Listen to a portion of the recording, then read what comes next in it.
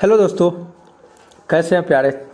चलिए, आशा करता हूं कि अच्छे होंगे। ठीक है, ये है आपका क्लास 10th गोधुली, तीसरा चैप्टर इसका है। ठीक है, भारत से हम क्या सीखे, भारत से हम क्या सीखे, जिसे लिखने वाले हैं मैक्स मुलर। ओके, तो देखेंगे बिना देर किए हुए फर्स्ट क्वेश्चन क्या है। तो फर्स्ट क्वेश्चन है कि प्लेटो और कांट थे महान, माने प्लेटो और कांट जो थे वो क्या थे, वीर थे, दार्शनिक थे, नाविक थे, सैनिक थे। तो ये लोग क्या थे कि दार्शनिक थे। ठीक है, इसका ऑप्शन नंबर बी सही आंसर हो जाएगा। देखेंगे अगला क्वेश्चन, भारत से हम क्या सीखें, ये क्या है, निबंध है, कहानी है, भाषण है, व्यक्ति चित्र है। तो ये मैक्स मुलर भाषण दिए थे। ठीक है, मैक्स मुलर भाषण दिए थे, उसी का ये अंश है। ठीक है, भारत से हम क्या सीखे, तो इसका ऑप्शन नंबर सी आंसर हो जाएगा। ठीक है, अगला क्वेश्चन देखेंगे, मैक्स मुलर को वेदांतियों का वेदांती किसने कहा है। वेदांतियों का वेदांती रामकृष्ण परमहंस, स्वामी विवेकानंद। ऑप्शन नंबर बी इसका सही हो जाएगा, स्वामी विवेकानंद इनको वेदांतियों का वेदांती कहे थे। किनको, मैक्स मुलर को। ठीक है, अगला क्वेश्चन देखेंगे, मैक्स मुलर के अनुसार सच्चे भारत के दर्शन कहाँ हो सकते हैं। ठीक ना, तो मुंबई में, दिल्ली में, कोलकाता में, ग्रामीण भारत में। तो ग्रामीण भारत में नहीं, गाँवों में। मैक्स मुलर के अनुसार सच्चे भारत के दर्शन अगर करना हो तो आपको गाँव में मिलेगा। ठीक है, ये मैक्स मुलर के अनुसार। ठीक है, ऑप्शन नंबर इसका सी आंसर सही हो जाएगा। अगला है, मेघदूतम का जर्मन में अनुवाद किसने किया। जो मेघदूतम जो लिखा हुआ है पुस्तक, उसका जर्मनी भाषा में अनुवाद किसने किया। ईश्वर पेटलिकर, रूसो ने, रूसी लिखा गया, रूसो ने, मैक्स मुलर ने, सातकोरी होता ने। तो सातकोरी होता ये सब तो है नहीं, ये मैक्स मुलर ही है। ठीक है ना, मैक्स मुलर मेघदूतम का जर्मन भाषा में अनुवाद किए। चलिए देखेंगे, इसका ऑप्शन नंबर सी सही आंसर हो जाएगा। अगला क्वेश्चन देखेंगे, क्वेश्चन नंबर 6, दक्षिण भारत में द्रविड़ भाषा परिवार की कौन सी भाषा सबसे अधिक प्राचीन है। दक्षिण भारत में जो द्रविड़ भाषा परिवार की कौन सी जो भाषा है सबसे अधिक प्राचीन है, तमिल, तेलुगु, मराठी, कन्नड़। तो इसका आंसर हो जाएगा आपका तमिल। ऑप्शन नंबर ए सही आंसर हो जाएगा, तमिल जो है सबसे प्राचीन भाषा है। ठीक है, अगला क्वेश्चन देखेंगे,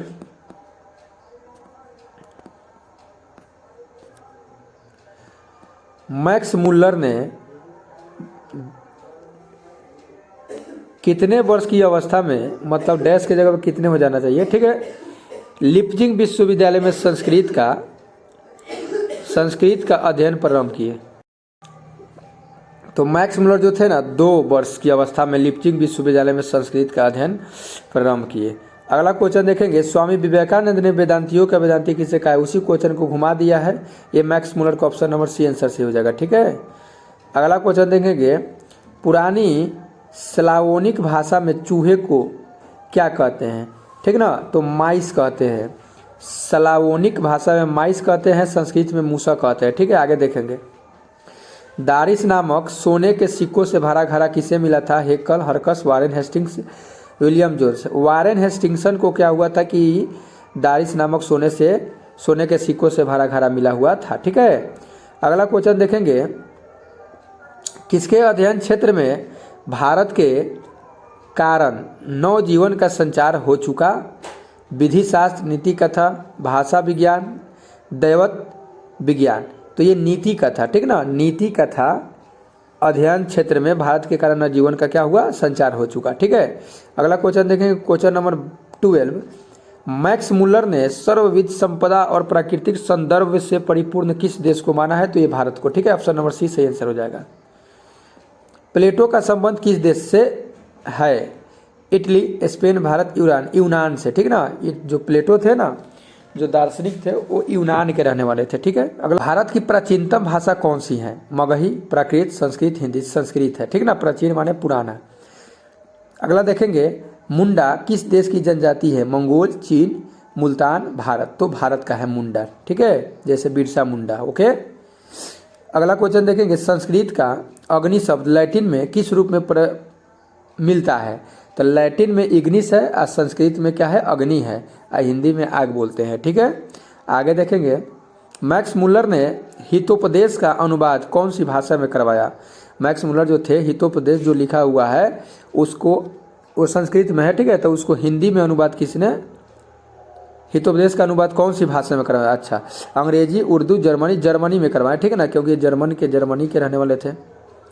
प्राच्य का अर्थ क्या है? तो प्राच्य का अर्थ होता है पूर्वी। प्राच्य का अर्थ क्या होता है? पूर्वी। ऑप्शन नंबर बी सही आंसर हो जाएगा। अगला देखेंगे, मैक्स मुलर कौन सी भाषा में बाल्यकाल में ही निपुण होकर कविता लिखने लगे थे? लैटिन भाषा में। मैक्स मुलर लैटिन भाषा में बाल्यावस्था से ही कविता लिखने लगे थे, ठीक है। आगे देखेंगे, कठ और केन आदि उपनिषदों का अनुवाद मैक्स मुलर ने किस भाषा में किया? अंग्रेजी, हिंदी, जापानी, जर्मन। तो जर्मनी भाषा में, क्योंकि वहाँ के लोगों को पढ़ना था, जर्मनी जानता है जर्मनी के लोग जर्मन जानता है। आगे लेके देखेंगे क्वेश्चन नंबर 21 जो है, विश्व में कौन ऐसा देश है जिसे मैक्स मुलर ने डबल बार क्वेश्चन आ गया, ठीक है, वो भारत है। मानव मस्तिष्क की उत्कृष्टतम उपलब्धियों का सर्वप्रथम साक्षात्कार किस देश ने किया? तो रूस, जापान, भारत, अमेरिका। तो ये था आपका भारत। ओके, ये सब मैक्स मुलर के नज़रों में। मैक्स मुलर का जन्म कहाँ हुआ था? ठीक ना, तो डेसाउ, जर्मनी में। ऑप्शन नंबर बी सही आंसर हो जाएगा। मैक्स मुलर का जन्म कब हुआ था? तो ये हुआ था 6 दिसंबर 1823 ईस्वी। ऑप्शन नंबर हो जाएगा डी इसका सही आंसर, ठीक है। आगे देखेंगे, मैक्स मुलर के वेदांतियों के फिर से आ गया, ये Swami Vivekananda. Option number C answer सही हो जाएगा, ठीक है।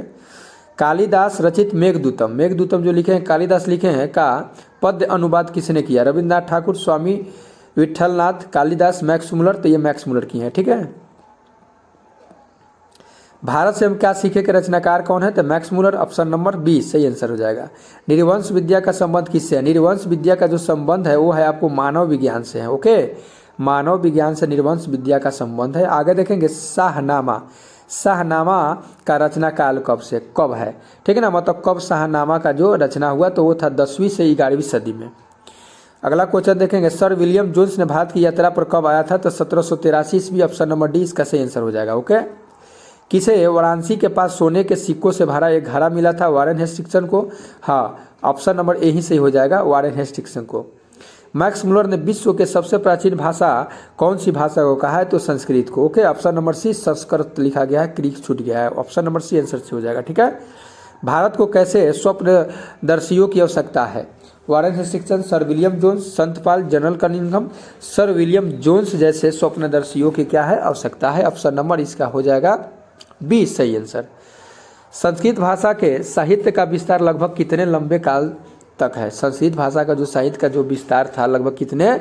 तो ये था 3000 वर्ष तक।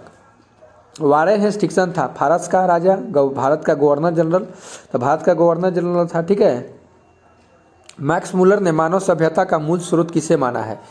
तो वैदिक तत्व ज्ञान को, ठीक है। वैदिक तत्व ज्ञान से, जो वेदों में जो ज्ञान है उसको ये एक मूल स्रोत माने हैं। ओके, मैक्स मुलर के पिता का नाम क्या था? ठीक ना, विलहेल्म मुलर। ऑप्शन नंबर यही सही हो जाएगा। हरकस थे वनस्पति वैज्ञानिक, भूगर्भ शास्त्री, प्राणी वैज्ञानिक, पुरातत्ववेत्ता। तो वनस्पति वैज्ञानिक थे हरकस। ओके, याद रखिएगा। मैक्स मुलर की मृत्यु कब हुई, यानी मैक्स मुलर कब चल बसे?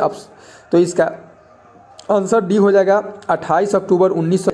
क्या है दारिश? क्या है? सोने का प्राचीनतम सिक्का है, ठीक है, सोने का प्राचीनतम सिक्का, यानी ऑप्शन नंबर 20 का सही आंसर हो जाएगा। तो ये है आपका कुल 40 प्रश्न। इस 40 प्रश्नों को देख लीजिएगा, तो इस चैप्टर से एक भी क्वेश्चन छूटेगा नहीं। अगर वीडियो अच्छा लगे तो वीडियो को लाइक, सब्सक्राइब और शेयर जरूर करें। ओके, मिलते हैं नेक्स्ट वीडियो में, तब तक इजाजत, take care and good bye.